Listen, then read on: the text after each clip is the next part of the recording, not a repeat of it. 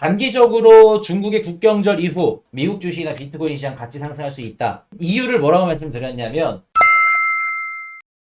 자, 수백만 명 대피령 100년 만에 최악 사태의 미국 초비상. 아주 쉽지가 않습니다. 우리 10월 달에 조정 가능성 두 가지. 첫 번째가 항만 파업이었죠. 그 항만 파업이 4일 만에 잠정 합의가 됐습니다. 엄밀히 따지면은 완전 종료 합의가 아닙니다. 항만이. 내년 1월까지, 이번에 이제 임금 부분이 협상이 된 거고, 내년 1월까지 항만에 이제 자동화 시스템을 어떻게 넣을 건지, 우리 고용자들 좀 혜택이나 이런 좀 복지를 보장해 줄 건지 그런 세세한 내역들이 내년 1월까지 연기가 됐어요. 그래서 엄밀히 따지면은 잠정 합의 뭐 완전 종료는 아닌데 그래서 가장 중요한 거 임금 협상이 끝났다. 그래서 요거는 지금 당장 10월달 우리 미국 주식시장이나 자산시장에 영향을 주지 못한다. 해소가 됐죠? 자, 두 번째, 중동의 지정학적 위기, 이란과 이스라엘 붙었습니다. 이거 계속해서 진행 중이죠. 근데 여기다가 한 가지 더 추가가 됐네요. 뭐가 추가됐을까? 초강력 허리케인 밀턴. 그래서 플로리다주에 지금 밀턴이 상륙을 하면서 안 그래도 여기에 막 그 농장 시설도 그렇고 뭐 공항이나 뭐 테마파크나 이런 부분들이 이제 중지가 된다. 그러면 경제 활동이 또 중지가 되는 거죠. 그리고 가장 중요한 건 뭐냐면 여기서 경제 활동이 중지가 되면 단기적으로 이제 실업자들이 늘어나겠죠. 그렇게 되면 미국의 지금 아무래도 고용지표 뭐 신규 실업자나 비농업 고용지수가 굉장히 중요한데 여기에 영향을 줄 가능성이 있습니다. 그래서 만약에 실업률이 폭등하고 비농업 고용지표가 떨어진다, 실업자 수가 늘어난다, 그러면 경기 침체인가 다시 받아들일 수 있다는 거. 그래서 이거는 자연재해이기 때문에 어쩔 수가 없어요. 어떻게 어쩔 수가 없는 거기 때문에 요거는 조금 더 지켜보자. 그래서 10월 달에 얼마나 미국한테 피해를 줄지 해리스 정부가 어떻게 대처를 할지 그거를 보셔야겠죠. 그리고 또 미국 증시가 또 상승했던 이유는 뭐냐면 연준의 금리 인하 가능성 계속해서 언급을 해줬죠. 연준 위원들이 나와가지고 최근에 9월달 고용시장이 너무나도 좋게 나왔죠. 그래서 원래는 CME 패드워치에서 50bp 인하, 25bp 인하 이거 갖고 싸웠습니다. 근데 50bp가 쑥 들어가고 25bp 인하랑 동결이 붙고 있어요. 근데 시장에서 동결 이렇게 되면은 시장이 어떻게 된다? 실망할 수 있겠죠. 근데 연준 위원들이 딱 나와가지고 우리 앞으로 금리 인하 계속 할 거야. 금리 내릴 수 있어. 미국 경제 지표 너무 좋기 때문에 금리를 내려야 돼. 라는 얘기를 쑥 해주면서 시장은 좋게 받아들인 겁니다. 연준이자 윌리엄스가 9월 피컷 금리 결정 기준 아니야. 앞으로 25bp씩 천천히 내릴 수 있는 좋은 사례가 될 거야. 이런 식으로 시장을 달래주는 얘기를 해줬다는 거. 자, 아무래도 미국 증시가 조금 더 올라갈 수 있었음에도 불구하고 찬물을 끼얹었던 중국의 국경절 이후에 요 지표들. 자, 제가 단기적으로 중국의 국경절 이후 시장이 상승할 수 있다라는 말씀을 드리면서 미국 주식이나 비트코인 시장 같이 상승할 수 있다. 이유를 뭐라고 말씀드렸냐면 국경절 때 소비나 이런 것들이 조금 더 좋아질 거다. 이전보다. 왜? 당연히 국경절 때 이동한 인구수가 코로나 대비해서 20% 정도 늘었고 당연히 이동했다는 건 소비도 늘었다는 이야기겠죠. 근데 제 예상과 반대로 나왔습니다. 소비가 코로나 팬데믹 이전보다 줄었다고 해요. 이동 그 인원수들이 막 19억 명, 막 20억 명 가까이 많이 늘어나면서 야, 소비도 늘겠다. 기대감으로 이번 주 월요일 날 아시아 증시 열렸을 때 쭉 올라갔죠. 근데 막상 열어놨더니 소비가 줄었다는 겁니다. 그래서 시장은 중국 증시는 처음에 제가 말씀드렸던 대로 8일 날 중국 증시 개장하니까 홍콩이나 상하이 증시 쭉 올라가다가 요런 지표들 발표되니까 뚝 떨어지죠. 9% 10% 가까이 폭등을 했어요. 근데 미국 증시는 올랐죠. 아이러니합니다. 별다른적으로는 미국 증시 오른 건 맞췄는데 이유가 틀렸어. 저는 중국 증시가 소비가 좋아서 올라갈 걸로 봤지만 오히려 중국 증시가 소비가 안 좋아서 떨어졌고 미국 증시는 올랐다. 근데 이렇게 하면 뭐 맞췄다는 게 아니죠. 맞춘 게 아니지. 이유랑 원인, 결과까지 다 맞아야 맞는 건데 이번에 제가 단기 예상 분석은 틀렸죠. 자, 그럼 보겠습니다. 왜 중국이 소비가 적게 나왔는지. 자, 중국에서 유동성을 공급을 했는데 중국 국민들은 왜 소비가 줄었을까? 두 가지로 일축할 수 있겠죠. 첫 번째, 중국 정부가 돈을 풀었는데 아직 이 돈 푼 양이 미비하다, 적다. 그리고 아직 그 정부에서 돈 풀었던 이런 것들이 국민들한테 아직 닿지 않았고, 그리고 앞으로 투자를 활성화해주게끔 이제 시간을 조금 더 줘야 되는데 그게 아직 미치지 못했다. 시차가 아직 주어지지 못했다. 첫 번째 이유가 될 수 있겠죠. 돈의 푼 양이 적었던가 아니면 시장이 아직 닿지 않았던. 두 번째는 좀 심각합니다. 중국 정부가 아무리 돈을 풀더라도 그동안 중국 국민들은 디플레이션 상태이기 때문에 이 돈을 갖고 뭐를 한다? 소비가 아니라 대출금을 상환하던가 대출금 이자를 갚던가 아니면 저축을 한다. 실질적으로 소비가 이루어지지 않는다. 소비 심리가 많이 꺾였다. 두 번째 이유가 될 수 있겠죠. 만약에 두 번째 이유다. 그렇게 되면 중국에서 돈 푼 거 부양 정책 요거 우리 자산 시장에 영향 주기 힘들 겁니다. 단기적으로라. 근데 저는 그렇게 안 봐요. 단기적으로는 1번 이유로 보고 있습니다. 물론 중장기적인 관점에서는 2번 이유 때문에 중국은 경제회복 못할 거예요. 근데 단기적으로는 이렇게 1번 이유 때문에 그럴 가능성이 높다. 요거는 올해 11월, 12월, 뭐 내년 상반기까지 열어보면 알겠죠. 지켜보면은. 그래서 중국의 소비 심리가 지금 올라오지 않았는지 아니면 중국 정부가 아직 효과적으로 이렇게 풀지를 못했는지 요거는 조금 더 지켜보셔야 된다. 그래서 이렇게 얘기가 나오다 보니까 월가에서 중국 투자해라, 중국 ETF 사라 이렇게 보고서를 썼던 이제 리포트를 썼던 이제 자산운용사들 기관들도 점점 다시 또 리턴하기 시작했습니다. 좀 그 공개했던 것들을 뭐 수정하거나 아니면 이제 뭐 공개하지 않다던가 중국에 대한 그 투자에 대한 뷰 방향성이 살짝 지금 변하고 있다. 그렇게 보시면 됩니다. 그래서 우리가 기대했던 중국 증시가 기대만 못했다는 거. 그래서 내년 예산 19조 원 조기 투입, 폭탄급 추가 부양책은 없었다. 그래서 이런 얘기들이 나오고 있죠. 그래서 또 한 가지 좀 살을 붙여보자면 이번에 중국 그 국경절 이후에 이제 누가 발표를 했냐면 국가발전개혁위원회라고 얘네들이 이제 2천억 위안 쓸게 우리가 그 얘기를 했습니다. 근데 시장에서 원하는 건 뭐냐면 지금 당장 내가 갖고 있는 부동산 가격 어떻게 해줄 건데 주택시장에 어떤 식으로 돈을 뿌려줄 건데 그 얘기입니다. 근데 그 얘기가 안 나왔죠. 근데 이 얘기가 안 나왔다 그래서 중국 정부가 앞으로 돈을 안 푼다라고 보시면 안 돼요. 이번에 발표한 국가발전개혁위원회가 어차피 얘네들은 주택이나 부동산 부양정책 얘기를 못합니다. 얘네는 이제 설정된 계획된 그 예산 내에서만 계획을 내놓을 수 있는 기관이기 때문에 크게 의미가 없어요. 할 수가 없다는 얘기입니다. 얘네 기간은. 그렇기 때문에 중국의 부양 정책은 뭐 10월 달도 기대해 볼 만하겠지만 11월, 12월 연말로 가면 갈수록 조금 더 우리가 기대할 수 있지 않을까라는 얘기 말씀을 드립니다. 자, 이더리움 스테이킹 2024년도 꾸준히 성장세. 자, 볼게요. 이더리움 가격이 주춤하고 솔라나에 비해서 막 안 돼서 걱정하시는 분들 많죠? 근데 보세요. 스테이킹은 계속해서 늘어나고 있습니다. 진짜 이더리움 생태계가 회복을 못하고 끝났다라고 우리가 판단을 해야 된다면 스테이킹에서도 스테이킹 해제를 통해서 매도를 해야 돼요. 근데 스테이킹 물량은 계속해서 늘어나고 있죠. 물론 인플레이션에서 인플레이션 생태계로 돌아왔다 보니까 이런 식으로 갔다는 뭐 이런 의견들도 있을 수 있겠지만 언제든지 스테이킹 수가 계속 늘어난다는 거는 시장에 있는 유통량들이 잠긴다는 뜻입니다. 그러면 지금 이더리움 가격에 상승을 줄 수 있는 촉매제만 딱 발동이 된다 그러면 어떻게 된다? 이더리움 가격은 언제든지 말아 올릴 수 있다. 그렇기 때문에 걱정하지 말자. 스테이킹 계속 늘어나고 있습니다.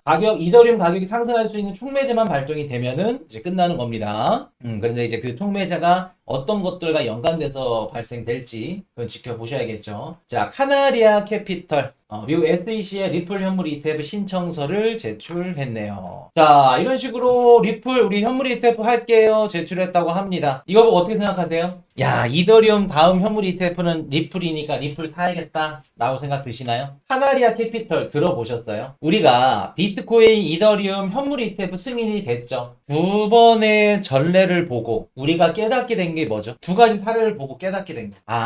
우리 알트코인이나 비트코인 뭐 ETF 승인이 되려면 누가 승인 신청을 해야 된다? 피델리티? 캐시우드? 아니, 블랙록. 무조건 블랙록이 신청하면 가능성은 높아질 거다. 시장에서 반영도 안 하죠. 리플 가격 올랐나요? 이거 나오고 나서? 안 올랐습니다. 만약에 근데 블랙록이 리플 현물 ETF 신청했다? 그러면 저는 리플 유저분들한테 너무나도 좋은 기회라고 봐요. 블랙록 보셔야 됩니다. 블랙록이 신청했다 그러면 가능성이 굉장히 높아질 거라는 거. 그래서 솔라나도 지금 당장 없잖아. 블랙록이 신청한 게 없기 때문에 제가 기대를 안 하는 겁니다. 블랙록 같이 이런 대규모 뭐 자산운용사나 금융기관들이 신청하지 않는 이상은 SEC 콧방귀도 안 낀다 라는 말씀 자, 한국 내년 11월부터 세계 국채지수 WGBI 편입 채권 선진그룹 진출 성공. 자, 요거는 우리 긍정적인 이야기죠. 쉽게 말해서 세계 국채지수 WGBI에 편입이 됐고 전 세계 채권을 투자하는 기관들, 헤지펀드들, 채권 투자자들 막 조지 소로스 펀드 이런 애들 얘네들이